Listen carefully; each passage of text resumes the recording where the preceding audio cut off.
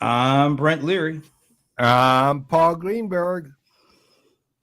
You know by now who we are. I mean, you should. It's been what, 14 years? Oh my God. Really? Yeah, It's gone by like it's 14 years. no 30. I was gonna say 30. Well, it usually goes by a lot faster when we have, you know, our moment at the very beginning where someone comes on and there it is. See, I was tap dancing just long enough for our moment of spin. Oh boy. Okay. Sven, hey, first, thank God you're here. That's all I can say. That looks like Latin or something. Well, I'd say Italian, but I'm wondering if it's like a dialect, like, Corsican or Sardinian or something like that. I'll go with a. I mean, it could be Latin too. It's got a lot, but I'm gonna. Wow, it's a tough one. Well, it's got Don Amici in there. He's Yeah, I see that. Saluti amici miei. The thing that's throwing me is the last word. I would say Italian. well, I'll say you gotta give him one. I'll What do give you him an. go with? I'll say Italian for now. All I may right, be wrong though. It you're could be saying Latin. Italian. I'm Could going with it because it looked close to Vini Vidi Vici. So I was I like, that's know it does. See, that's the thing. I'm really like 50-50 on it, but I'll say Italian just so we cover both bases. all right, Sven. Let us know if we're right. Probably not going to be, but hey, Yeah, it'll turn out to be like Portuguese or Turkish. or Pig Latin. That would be. He That's hasn't right. done Pig Latin yet, so waiting for that. Anyway, we are the CRM Players. It's Thursday. It's baseball season now. I know you're all into that. Yeah, Yankees are doing all right. I mean, I'd love for them to have won one more game, but when it boils down to it's Italian. Oh, so he's in Italy. He must be on vacation. Oh, Marino. Where's Mor- Marino? Morano. I Morano. would assume Morano. Morano. That's close to Morocco. We'll be asking him enough later on, Mister Berkson. Mister Berkson. Monsieur Buxton. But here is one of our really favorite folks. Oh my God. Hey Naya, how are you? Woo. Good to Woo, see you. woo, woo, woo, woo. Wow, we're doing Arsenio Hall. Is that really? Oh God, no. That means we're My going off the goodness. air in about that means we'll go off the air after this episode. I had a '90s flashback there. It's probably fitting for the person who I guess is our so-called guest for today, but we'll Well, I mean, we could use that call him term a night. loosely. I was about and I but on the other hand, 90s flashback fits him Yeah, it perfectly. does kind of fit him. And stop giving like perplexed looks in the green room. I can see you. You are a 90s flashback. Yes. Oh, it's good we're glad that you are great. Yes, we are. There it is. All right. So, let me and Sven is saying hello to Neha from Morano. That's kind of a new. All right. Okay. So we do have and I do use this term loosely, a guest, which Spelled we'll bring on, which we'll spelled bring G. on in a few minutes. It's not necessarily a guest. It's like we a couple of years ago. Uh, I was doing a show with my buddy, the cold one, the bold one, John ColderIce Lawson. We called it Watching Amazon, and we did a matchup. He was on a couple. I think it was actually we were all at Zoholics. This is a Yes, pretty exactly where it was. And we like sat four at years that ago. table. That Yeah, table. all I remember it Yeah. was kind of hot. That's what I Yes. remember. It was It was really definitely hot. hot. And we were outside. So Yes. So somebody came up with the bright idea to combine the two shows. We don't know who that person is. Uh, Sven. yeah, Spin. We'll bring it on Spin. And it was like I felt like George from Seinfeld. I literally felt like my worlds were colliding. And you know what happens when things collide, Yes, they impact and all that do. stuff. But anyway, it's been a number of years since then, and we figured maybe it is safe to bring the worlds together again. And so in a few minutes, we will bring on Mr. Lawson. And although we don't do a show called Watching Amazon anymore, it has morphed into Pass the Mic, which he seldom likes to do. He usually tries to hog it all for himself. But, we'll see how that moves. It's all right. Well, I'll tell you what, I'll make it up to both of you and I'll hog the mic the whole show. And LinkedIn user, is that Bob? It's Bob. It could be a Bob Fagel or Bob Stutz. So, and given that both of them happen to be Jewish, they are both celebrating Passover, probably. So, okay. So we'll see. Well, thanks for celebrating with us. But before we jump into all that stuff, a couple of let me do this because I was supposed to do a few good minutes earlier this week with our mutual buddy Don Shurman. Unfortunately, the emergency, we couldn't do it, but we have put it back on for next week, a special Friday edition of A Few Good Minutes. And I'm still looking for good captions for the look on Don's face. That look deserves a special caption. And anybody out there who has some good ideas, some good captions that they could use to just maybe give us what you think is on Don's mind with that face. Well, here's my caption. As Aaron Sorkin says, what the hell am I doing here?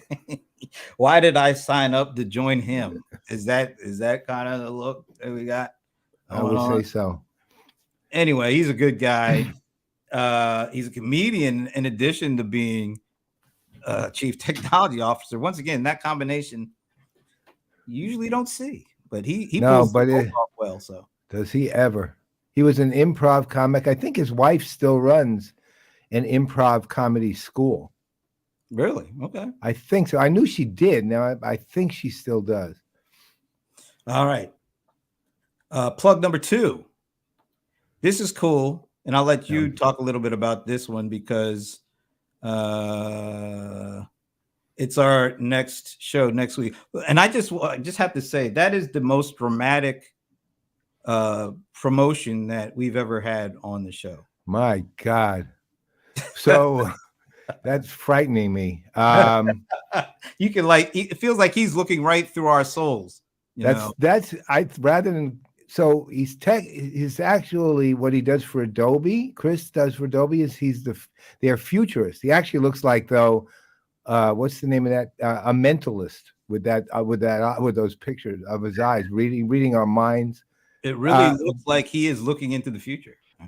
I had the pleasure, as did you actually, of meeting him at Adobe, at the Adobe Digital Experience Summit. And he's a great guy, first of all. Secondly, he's a genuine futurist. He kind of plays a similar role to what Peter Schwartz plays in at Salesforce, which is his job is to figure out the long tail. Right. And his job is to look at things as they currently are, try to figure out where they're going to be over a longer period of time, and then advise Adobe accordingly so that they can move on. And we had the pleasure of having him and Roberto Hernandez, who's the chief metaverse officer of PricewaterhouseCoopers, on one of our Adobe watch parties and had a fascinating discussion on the state of the metaverse. But it was like a real discussion on the state of the metaverse as opposed to another more hype on the metaverse and its coolness. And we decided that it would be great to continue it and to expand upon it. And thus we're still waiting on Roberto to confirm, but we definitely got Chris, and even if Roberto can't do it, this will be well worth your time. This guy's cool. Yeah. By the way, in addition to the comments that come in through the public channel, we both of us get back channel text messages or instant messages. Anyway, Alan Bergson, I guess he caught on that we said Neha was one of our faves. He says, of course, I'm not one of your real faves. Alan, what can I say? You're so smart. No, I guess I shouldn't say that. Alan, of course, you're one of our faves. You're a player in residence, so that kind of I goes mean, without. that's right. You've got the exalted position. Yeah, exalted. Yeah, that of Mhm. a Mets and Jets fan. So Yeah, well, that's okay too. all right. But I just thought about it. Back to back between Don and Chris's photos. Those are two of the best expressions we've ever had on a promo. Well, here's the thing, though. How are we going to top it? Well, not with our guest, but Well, I will. What I won't do is, I will talk about him, but I will not talk about his appearance. okay, All I can say is '90s, and as we said, flashback to the '90s. That's all I'm going to say. all right. That's all that necessarily needs to be said. Anyway, so before we go, we do have to do the segment of the show that has just swept the nation. It's caught massive attention, and next week we have a new announcement about that segment. But until then, Since when has this become every show? it's Stump, not Stump. Stump the Godfather. Since when has this become every show? There's my question to you. Stump the producer, right? No. Since when does that become part of every show? Comment on whether you like Stump the Godfather. I think everybody likes it. Everybody looks out for it. So what? Everybody but the Godfather. well, just humor me. All right. So I got this in an email. It's an interesting stat. The answer was 1.85 million. The other guy, that doesn't sound too cool there, Alan. Sorry. We're just going to stick with Stump. I'm going to do a Johnny Carson or a Chris Duffy mentalist thing. The answer to the question is 1.85 million. No. All right. That's the answer to the question I'm thinking of. So here's where we're going with this today. So I got this thing in the email. It was a graphic of sorts, but it had a percentage of the share of U.S. industry employment exposed to automation by AI. A statistic that, as much as I'm supposed to care about, I really don't. Right. Yeah, so just throw out a percentage of what percentage of U.S. industry employment is already exposed to automation by AI. The less, considerably more than is exposed to radiation. Would you care to phrase it in the term of a percentage? Exposed to AI. What percentage would you guess of the total U.S. industry employment is currently exposed to automation by AI? Alan, right? How about 33? No, 30. 33. Yeah, I'll leave it at 33. 33. 1/3. 1/3. I assume this means directly exposed, meaning AI impacts their specific job, not AI impacts something that then impacts their job. Once again, look at Thomas coming in hot and heavy and high. It's kind of at one level, it's kind of an easy answer. 100%. So you're saying 33, he's saying 100. Alan, you got something to say? Rebecca? Well, at some level, 100 is not wrong. I mean, and if you go to Kevin Bacon levels, 6 degrees, it's going to hit 100. I didn't see the Kevin Bacon option in there, but okay. So you're going to stick with 33 1/3. I'm sticking with it as directly exposed. There's a direct correlation of AI to their job in some way. All right. Thomas says 100. You say 33 1/3. Sounds like a record of sorts. But here is the final answer. 25%. So you were pretty close. Not bad. Pretty close. Not bad. Not bad. Yeah. Sven is just such a hater of that. But anyway, 80%. Nah, Rebecca, was that Patrick or you, Rebecca, that put that out there? Well, Patrick hit his paw on the ground 8 times. All right. One last one. I'm just gonna put this out there because you'll never get it. I saw it already. That's for Sven. I thought I already had it queued up, but you already know that one. I saw it. Yeah, you sent it to me. Number of new podcasts by year. Look at what has happened to podcasts. Wow. Who was that? Who is that who actually told us that in conjunction with social audio, I thought? Who's actually told us that, yeah, and podcasts too, when you showed that number to them, or when that number was shown to them, there's social audio 0.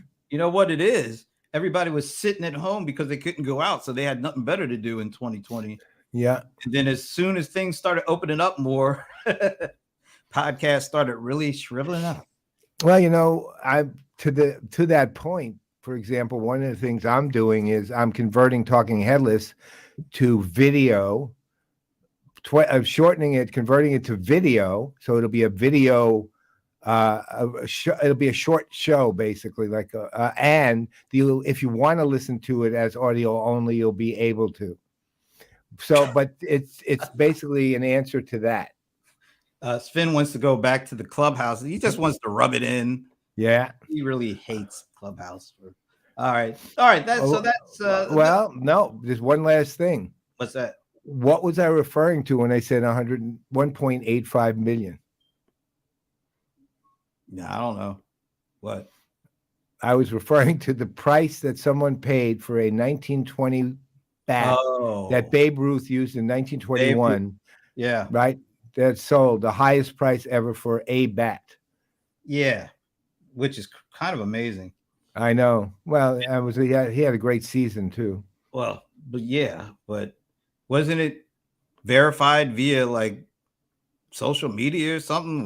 No, it actually was verified by a photo where they actually, the authenticators, whoever they were, I forget what agency they were from. Literally, I think it's the only Babe Ruth bat, or the only bat that they actually had a photo verification of him actually using that specific bat. Yeah, they didn't tell you who was doing the authentication. George Santos was the person, right? So I wouldn't trust him. Anyway, well, he said he was holding the bat. Yeah, he was. Yeah, and he was the guy in the picture. Yeah, right next to him. All right. So, without further ado, it's time to bring out our guest. It's just so hard for me to say those words. I know. Anyway, usually you do the intro, but I actually found a way for him to do his own intro, which will be a first for this show. So here is the intro for our guest, by our guest. Guess. It just doesn't sound right. Here it is. Relationship is extremely vital to good marketing.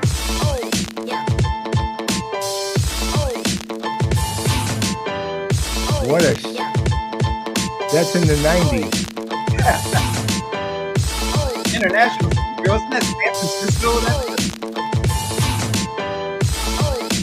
Did he wear NASCAR? Wow.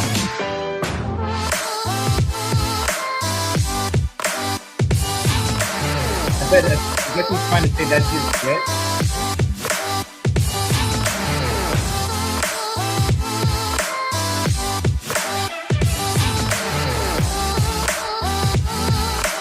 He likes Vegas for some reason.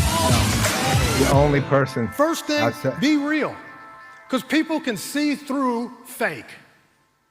And speaking of fake, here is our guest, the cold one, the bold one, John ColderIce Lawson. Welcome. The cold one, the bold one, the old one.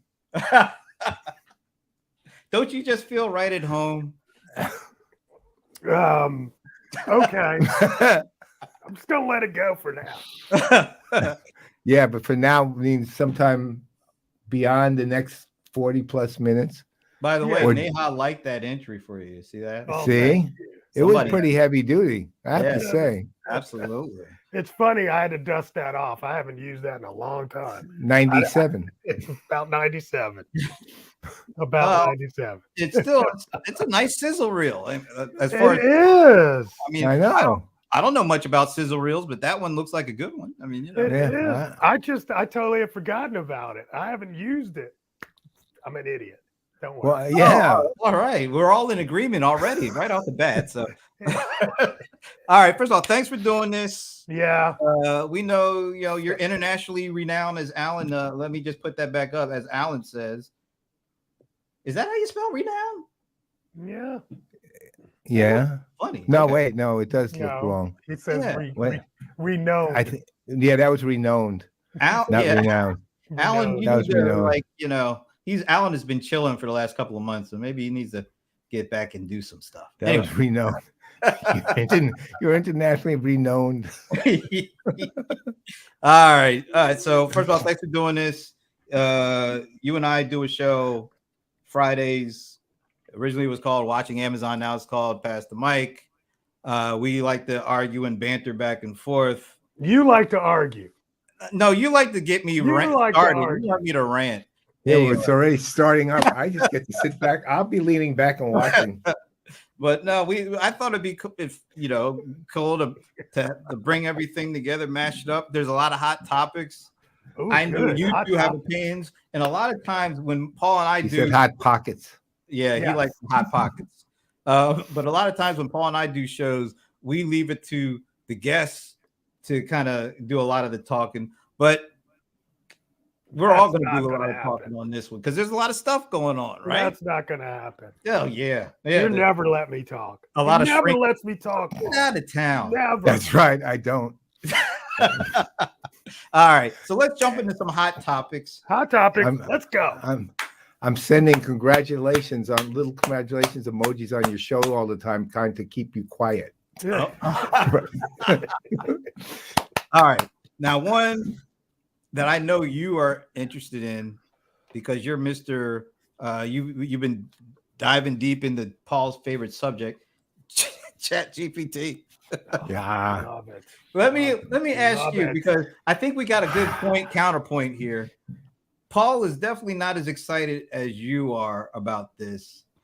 I'm not So- excited about the hype. I'm perfectly excited about it. Oh, okay. Big Well- difference. All right, no, that is a big difference. But why are you so excited about it? Why is the cold one, the bold one, so high on ChatGPT? Because it's been released to the public. That's why I'm so high about it. So that it has become so well accepted so quickly. I mean, nothing has went to 100 million users in like 6 weeks ever. So the Except adoption Clubhouse. rate is going to be insane. And it's just, once you let stuff out into the public and it becomes public domain, you never know what the world's going to do with it. And that excites me. Well, I mean, I agree with you. It's just the main thing's always going to be what it's used for. For me, when it first started, of course it's interesting. I played with it. I played with that and Bing AI, and we did like a segment on Engage with Paul and Kenny, where we asked both of them the same question. ChatGPT came back like it was the legal department for Bing AI. Basically had all these disclaimers in, and I'm shocked they didn't even cite provisions of the law and case law in terms of answering the question. But it becomes important, like really important, when the use cases are there, when it's tool, not a toy. I mean, play is always part of everything, but it was all play. Like the way I always looked at it was after I read some really, like, let's say some really deep ChatGPT answers, was there's no way I'd want to hang out with a human who talked like that, right? Because it'd be the most boring, buzzwordy human I'd ever met. At the same time, you appreciate the technology that went into doing that, which is different. So ultimately, what it's producing is more important than the technology that went into it. Let's just say that. Well, you just have to type in answer like Snoop Dogg. I did that. And you know what? I did all of those things, and they are It's crazy. terrible at It's it. It was funny. absolutely horrible. I once said, write a Shakespearean sonnet, right? And but rap in a Shakespearean sonnet. And all it did was add the word thou. That was it. Well, let me That's just crazy. throw something out there because before the show, I went to Adobe Firefly and just typed in CRM Playaz. You want to see what came back? Yeah. That's about right. Wow. well, How did I it think- go? How did it know we? It actually said, yeah, one of the words violates Firefly using. You know which word of CRM and Playaz it was? Players? Playaz. What the Playaz. hell is wrong with that? Yeah. I don't know. It's a little too Nope. urban. Oh, is that? Did they think it was another word that ends in AZ? I mean, come on. Some of this stuff is, it's not Well, ready for prime time yet. No. There are a lot of privacy concerns. What about what's going on in Italy? I think there's going to be some things, some roadblocks that slows this down a little bit, and maybe it's rightfully so. It doesn't matter. It's too late. You can't do that. There's nothing to do that. There's nothing that'll slow it down. Oh, I think this thing will slow it down, but it'll become. Look, it's going to it's not Chat GPT, the bigger GPT. concept. Chat PGT. That's what I'm going to call it. Use my initials, right? So I'm taking over it. I'm going to sue for copyright violation. So, or trademark, excuse me. So it's not going to be Chat GPT because that'll be like, what was it called? Netscape, right? Right. It'll be like Netscape. It's the next iteration which will solve all the issues that ChatGPT has. And I mean, as much as I don't like the term generative AI all that much, the reality is the thing that goes by that term is what will be ubiquitous. ChatGPT will go the way to Groupon and everything else eventually as such, right? But what they did is they opened a category that's not going to close, right? Let's say that. Absolutely. Yeah, it won't going anywhere. It won't be shut down, but it'll be slowed down, and rightfully so, because there's going to be a lot of very bad misuses of this stuff. There already are. Well, there already are, but there's going to be stuff that I fear could cause some mass bad stuff happening, which will make it have to be slowed down to a certain extent. Because let's face it, bad people can take great technology and scale up the dastardly things they do with it. But see, here's the thing. Again, it's two words put together. It's chat and GPT, and they're two different things. Well, I'm talking more about the generative AI. Right. Let's talk about large language models. LLMs is what it is, right? Right. Those can't be put back into the bottle. And the deal is that the technology has been released. The code has been released. There are people right now building their own versions of large language models, training them to do all kinds of things. So that part of the technology, I don't know where that's going to go. What is all this going to do to privacy? I mean, when all is said and done, does this completely just obliterate privacy? Because there's no way you can keep all this data by being used and applied to all these algorithms and used in all sorts of nefarious ways. Is it already too late for the privacy aspects of this? Well, you know what? When it comes to technology, the law always has to catch up. Which is really bad because with technology is concerned, true, though. Catching up is almost a losing game. But here's the thing. Remember when blogs started? Right. Well, and the way every blog started in the beginning, because everyone was terrified of what would be said without filters. So every single time somebody at a company wrote a blog post, would go to legal, and then legal would work on it, and then it would come back, and it would not look like a blog post anymore. It literally looked like case law right? So it was ridiculous. So legal departments had to learn at that point that their job was no longer to prevent fires. Their job was to put them out when they happened, meaning you don't have to submit stuff to legal anymore. You have to do, now this has got much bigger potential dangerous implications. So it's going to take, there will be some things that happen. Like, for example, there's a movement now, and it's actually reached a level where you could kind of call it a movement. I don't know if I would really, but let's say it's a significant level of activity around the idea of slowing this whole thing up. And there's a lot of leaders in AI and NLM and so on and so forth who are pushing for that. So let's slow up a little bit and take a look and figure out how to manage this a little better, which is fair. I mean, what will happen is even if that doesn't gain the traction that it absolutely wants, it will slow things up because you have people already asking the questions. Once you start asking the questions get asked, right? So those things are already in progress, just natural friction that happens when something explodes, and then all of a sudden you're trying to figure out what the hell's happening with this explosion, right?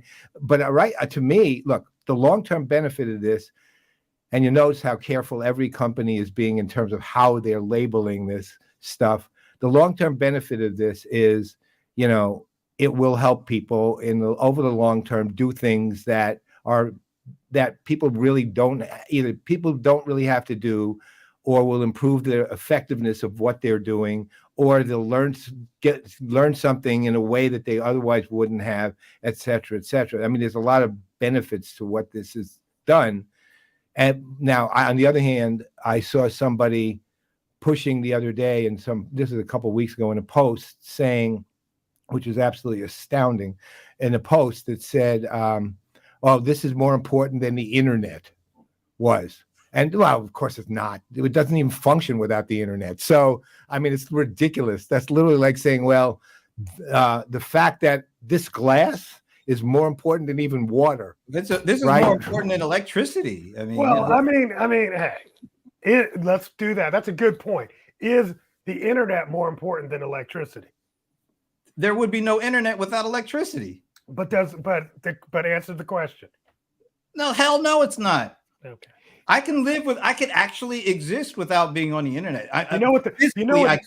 Here's the funny thing. You know what the most, and everybody, you can argue this, of course. All right. But they say the most transformative invention in human history was air conditioning. It's hard to point one to one, but I know it would be right like there. It changed lives. It changed how we live. Everything. Yeah. And I think having this kind of technology, and here's the thing. I'm learning. I'm really learning a lot. I'm just trying to process a whole lot about what's going on. But I don't think people even really understand what's about to come around. And nobody understands. Nobody. If anybody says they do, they are liars. There's no way you can tell. Exactly. To that exact point, you can't make a statement that it's more important than the internet, because at this point you do know what's coming around with the internet. Yeah, right? I mean that's a future. That's future. What was the last guy you put on? You said he's a future. What do they call it? No, he's coming on the futurist. That will a futurist. Your soul. So these are futurists that are saying. Yeah, well, things. And look, we can all. He's looking right at the future. He's looking right into the future.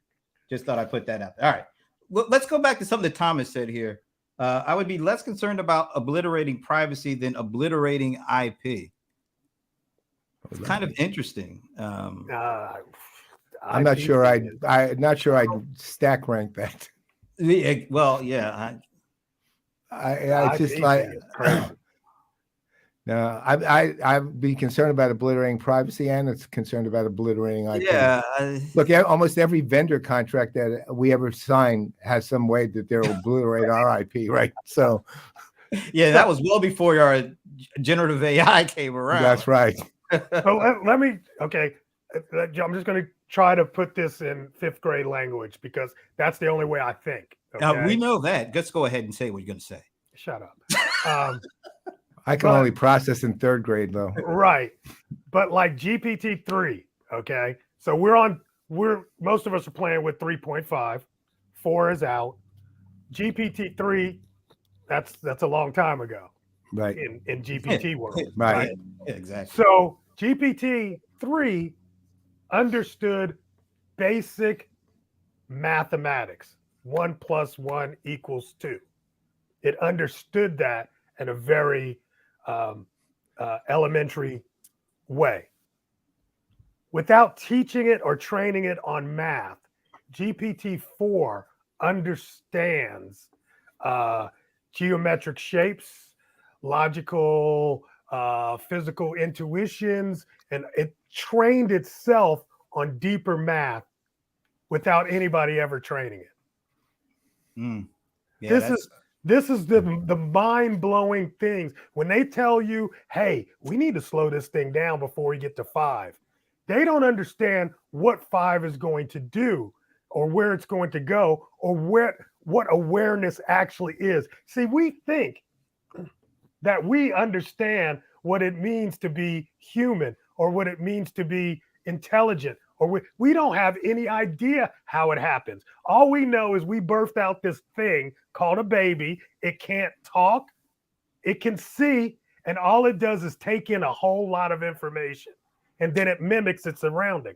Well, that's the same as like when Edison or Alexander Graham Bell, started with the phone. Do you think they had any idea of what that was going to look like in the 21st century when Absolutely. they were doing the 2 tin cans and Watson, come here, I need you?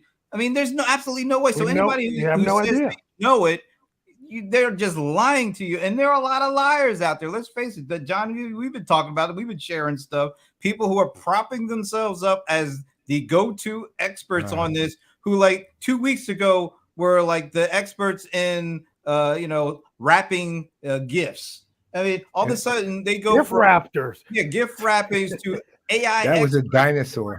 A gift wrapper. And there were so many. Our buddy Esteban Kolsky calls them charlatans, which is a great name. It's a word that you seldom ever hear, but it really fits. There are way more charlatans out there that will try to sell you almost sort of like those elixir salesmen from the West. This tonic will do everything for you. There are so many of these people out there already around this because of the hype. I'm afraid that those are the kind of people that will taint the well so much that it may come off feeling like there's more negative than positive being done with this stuff. I'll tell you, one of the scariest things I've seen is go to Amazon and go to Kindle books or books and type in Chat GPT, and there's hundreds of books out. They're all written by Chat GPT. Right. Hey. That's why it's so bad. It's funny because we had this same kind of issue go on maybe 3 years ago, definitely during the COVID times, where everybody was making called low information books, right? And so these would be journals with just blank lines and all of this stuff, right? And Amazon, quelled that. So I'm going to see Amazon will probably start quelling a lot of these. I hope so. Yeah. It might even be legitimate books, but they're not legitimate books, if you know what I mean. Meaning they're written by a human, but they're not written by a human who knows anything, right? I mean, right? It's low just content. Like we have low cut, right? That's right, really low content book. Got plenty of words, but right, there's not a damn thing worth reading. So, look, as far as I'm concerned, again, for me, it all goes back to how things are used, right? And do I actually think any of this is going to achieve sentience, a la Google Bard, that Google Bard engineer? No, I don't. I'm sorry. I'm an old school believer in the idea that humans are distinguished at a certain point. Let's say this: as Richard, my favorite quote, which Brent has heard a million times, is from Richard Socher, who was the founder of MetaMind, became the chief scientist at Salesforce, and then now runs U.com, which has also got its own ChatGPT-like AI. Produces very convincing looking content with a lot of wrong information. Had me working at Siebel, meeting Brent there at one point, and literally like presents it as if it's like obviously known everywhere. I worked at IBM, I worked at Siebel. So anyway, he said AI doesn't want anything. And what he meant by that was, look, yeah, AI is it can learn, but humans direct it where to go first, right? Meaning they say, you go there and then learn. And then AI at a certain point learns all it can learn there, right? And it doesn't now, where it's not even sentience if they learns this, but if it says, all right, well, now that I learned all this there, I need to go here. But then he's not saying need, he's saying want, okay, which is a different concept. And he's right.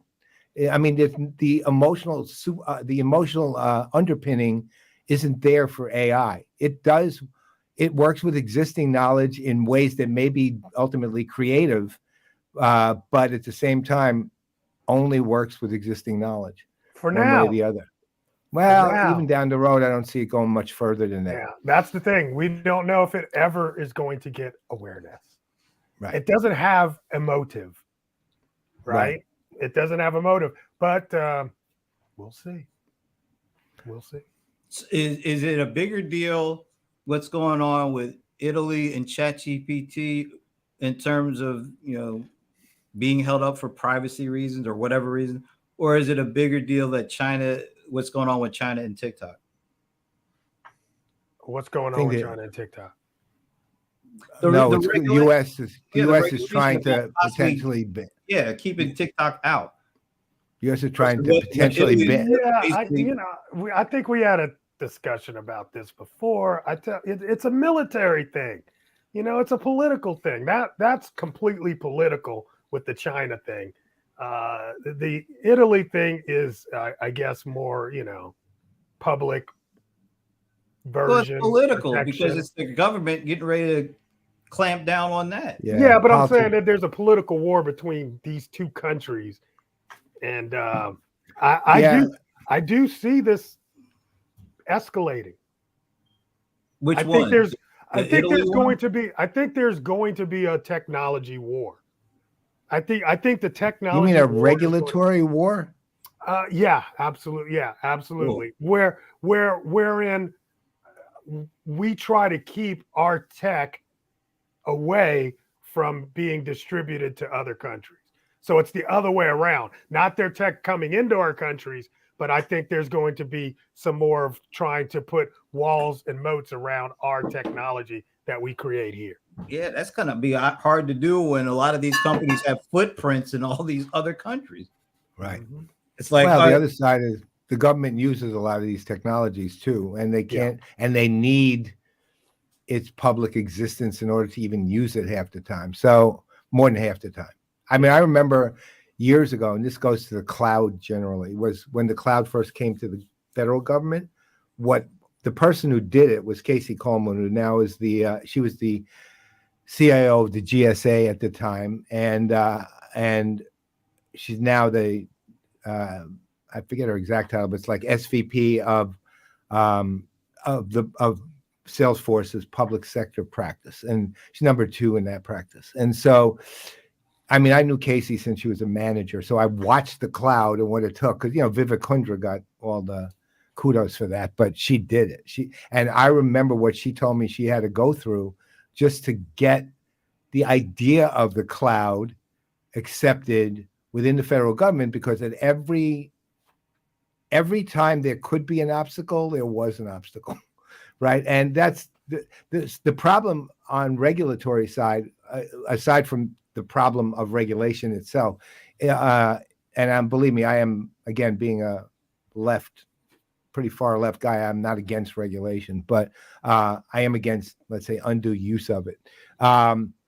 Is that it basically eats itself alive, right? That's the thing. The attempt to regulate X is met by the already regulated Y, there was a Z attempt to regulate that, which was met by regulated A, which had been around since 1970, and I mean, it keeps going on. And so it's constantly grinding wheels, grinding, not in sync, but against themselves. And it's really hard to regulate anything, but it's really hard to get anything done within the context of the regulation attacking itself. I mean, it's self-cannibalizing.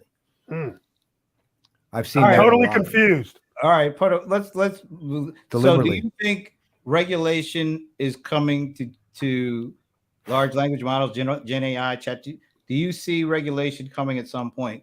And I would have to assume for it to do anything to have impact, it's got to be sooner rather than later. It's got to be sooner rather than later. I heard today, and I put a post in my page on this. Today, they released Kanye West doing a cover of "It Was a Good Day" by Ice Cube. Sounds exactly like it, right? It sounds like a real cover from Kanye West. It's completely done with AI. They've just completely, they basically ripped off Kanye because they're using his voice, and they ripped off Cube because that's his song. Yeah. Now Cube would get paid. Kanye wouldn't. Under the current regulations, right? Right. You can't copyright your own voice. That's going to be coming though, isn't it? I mean, why is that different? They got to move fast. Wow. Go to a site when you get a voice.ai and just take a look at it. You'll see it. It's basically, it does those deep fake voices. Hundreds of them. But see, the thing is, they used to sound kind of robotic. Yeah, you could tell it was fake. Right. Now you really can't. That thing I sent you guys with Jay-Z. Yeah, the Jay-Z that sounded just like Jay-Z. And so the deal is, the thing is no matter what you hear today, this is the worst it will ever get. Yeah, it's only going to get better. Right. Yeah. Or if you think about it, worse. Because if it gets better, that means it actually could be getting worse for us. We're talking about generative text. We're talking about generative voice. Yeah. What's going to happen when we get generative, video? That's coming. I know it's 6 months away, right? Firefly, so you got images already. So it's 6 months away. It's like the future. What we thought would be, 5-10 years from now, it's going to be 5-10 months from now. Do you guys ever watch? I assume neither of you watch this show, but I am a diehard fan of it. America's Got Talent. Nope. Actually, I saw that. Yes, Simon. Yes. Yeah, that thing was astonishing. It wasn't good. It was astonishing. It made it to the finals. Yeah, and it deserved it because this was exactly what we're talking about, Brent. Yeah. It's literally, it took all the judges, generated complete images of all the judges and their voices and lips. They were in complete synchronized language. Live, and they were singing things that the actual contestants wanted them to sing, talked with the contestants the contestants were actually literally manipulating the voice and the images, but if they were behind the screen instead of deliberately in front of it, you would literally think you were watching a video of all the judges singing songs and doing things somewhat out of character, but you would have no idea it wasn't real. See, now that's a tell. Why would they be doing things that were out of character? Well, they were deliberately doing it that. Well, that was because they wanted to win the contest, right? They wanted to win the contest, so they deliberately made it funny. Exactly. They could have literally made a show, right, where you think those panelists were saying what they were saying. If they wanted to. That probably would have scared everybody. Yeah, but exactly to present it like they did, making it entertaining and fun.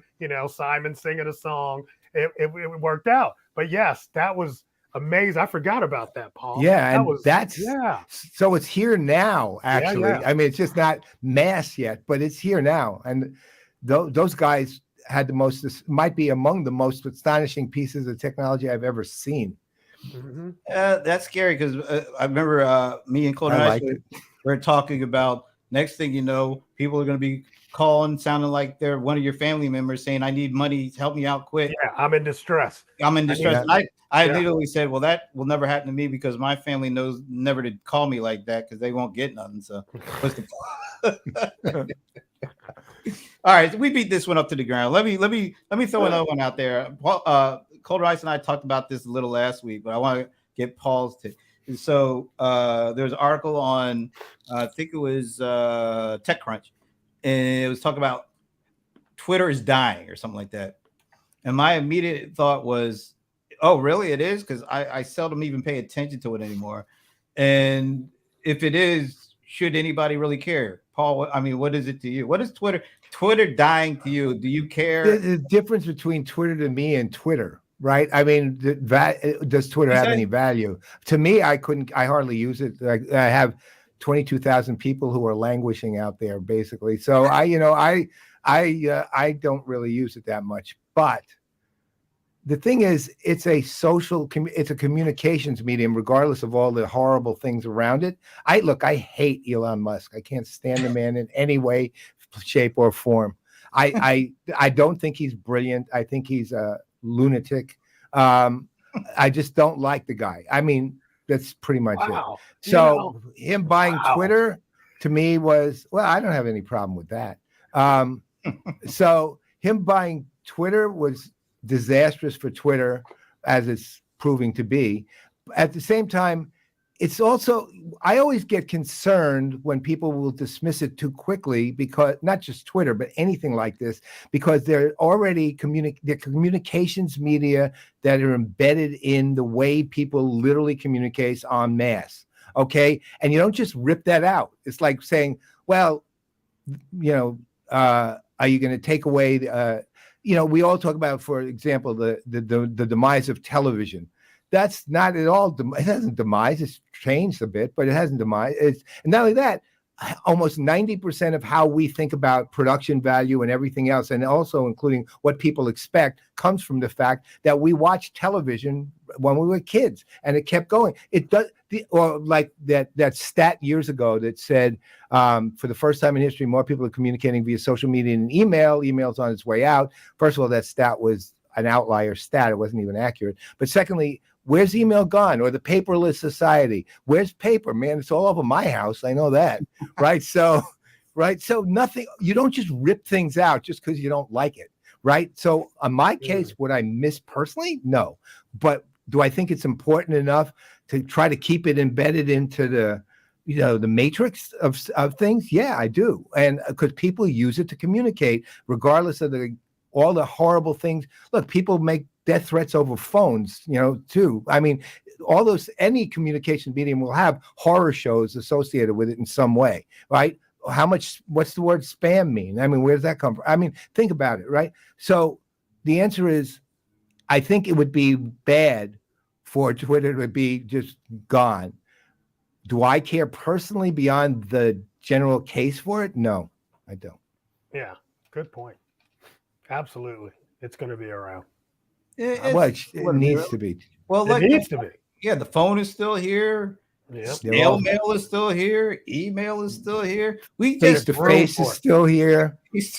I mean, we just add communication channels. We don't really get rid of them. The optimal way we use them is different, but yeah. He turned it into a little bit of a joke. I mean, did you notice that the Dogecoin symbol is now the Twitter symbol? No. So neither one of you, if you log on to Twitter now, you get the Dogecoin sign. It's kind of crazy. Well, crypto, I wouldn't mind going away completely and not going anywhere. Completely non-existent. That's not going anywhere. I don't know if it is or it isn't. It has no value, real value, I should say. I'm invested. I need. Okay. Well, in that case, I hope it's safe to keep your investments safe. Yeah, he's biased. I'm totally biased. I am so old school on when it comes to currency. Meaning currency needs to be backed by something of actual value as opposed to like crypto, which is pure speculation. We've had this discussion before, so I'm going to let it go. That's okay. Well, you're invested in it. Because the deal is no currency is backed by anything. No, well, no, The that's not the fiat way. currency used to be You got to backed by realize the those are gold, political. but now it's not. So It's like, political. That's not like that. It's political. Currency is political. Okay, and Yeah, it always it has is. been, right? And anything it's backed by gold or not, whatever it is the result of a political decision being made by somebody or a group of somebodies to associate it for whatever the reason is at the It's time. backed by whoever has the military to keep it. Well, and not only that, Exactly, if you know, one thing, despite the fact I don't believe anymore in a Marxist You see world. this comment? He's stuffing it in his mattress. No, you know what? That would probably be smart. It probably would at this point. Right. All right, one last thing before we go. We still don't know who that LinkedIn user is. I'm Either guessing Bob. It's a Bob. I'm guessing it's a Bob. I don't know which one. I'm just gonna guess. Anyway, last thing, because speaking to Bob, if it's Bob Stutz talked about, is it time for technology workers of the world to unite and unionize after all that has happened in the last 6 months with these mass, ridiculously large layoffs? What do you think? Do you think technology workers should unionize, should get together, should have each other's back to stop all this kind of stuff from happening? Or is it just, it's cyclical? Tech workers get the good when it's really going good, and now they're starting to get a little bad, but they don't face nearly what traditional unions like janitors or teachers, who really depend on the unions in good times and bad. So do you think it's time for tech workers to unionize, or much ado about nothing? Well, we already answered this one. Oh, did you? It is. Yeah, we had a whole. Well, okay. We just want to know what you think. No, I don't think that would. I don't think that would happen. I don't think it would work.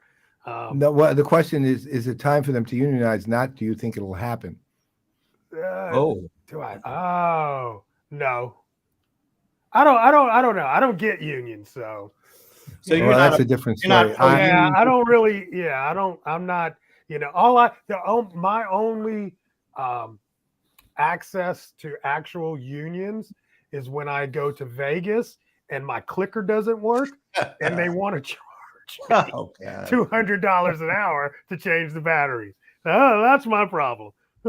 Okay, well, so here's the thing.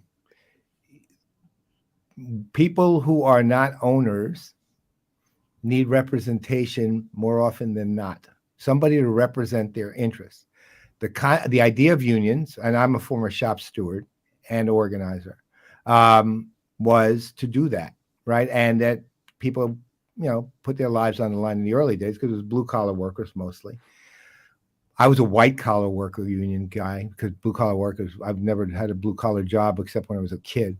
But the thing I learned, look, what the problem happened in the AFL-CIO got taken over by Lane Kirkland, who was an attorney, not a union guy. He didn't come up through the ranks. He kind of screwed the pooch when it came to unions, right? Now, that said, all people who don't have representation in a situation where their livelihood is part of it should have representation in some way. Look, you go to the entertainment world and you see the sort of semi-rich people in that, they have agents, okay? Yeah. And that's who represents them. And they got unions. Well, yeah, kind of. The Screen Actors Guild is a union. And, and again, there's a lot of unions like that tend to be entitled. The Major League Baseball Players Association is ridiculous. I mean, the CBA, but those things what they want is ridiculous. Right. But auto workers make sense. I mean, airplanes. Well, no, but you know what? Tech workers, there are 190,000 tech workers out of work right now. Their jobs are not that available. I mean, there was one person on the great debate that said they'll get jobs. There's no guarantee they're going to get jobs. Not with 190,000 of them out of work.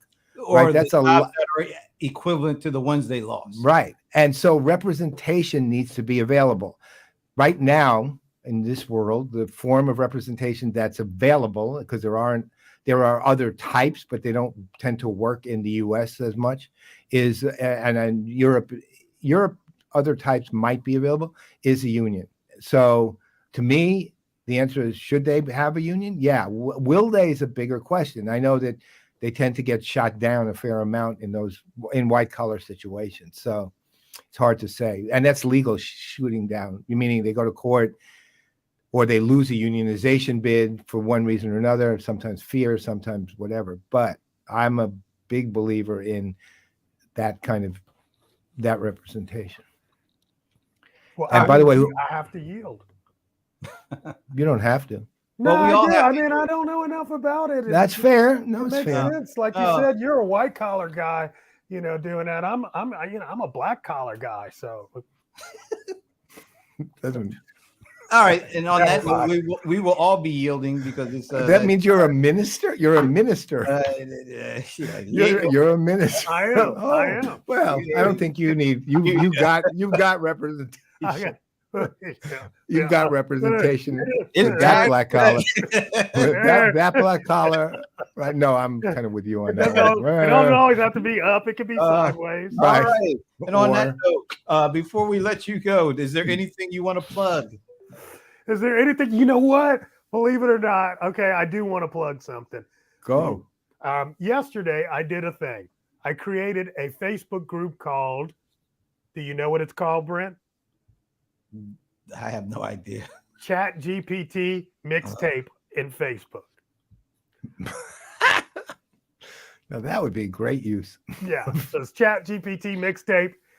Don't know where we're going with it, but we're keeping the conversation around this kind of technology going. That was not what I was looking for. You know what I was looking for? What? Come on. Oh, Pastor Mike's coming. Good help is so damn hard to find. I forgot about that. Dang. Yeah, that plug. There you go. Plug that.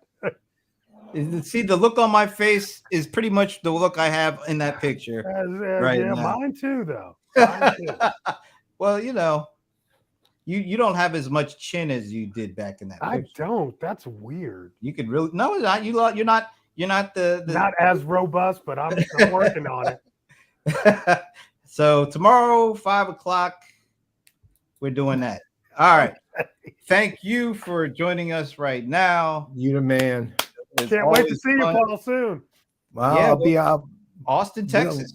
That's right. Oh, that's right. Yes. Oh, by the way, Bob Stutz is coming to Austin, Texas, too. We'll finally get to meet the man. Well, you'll finally get to meet him.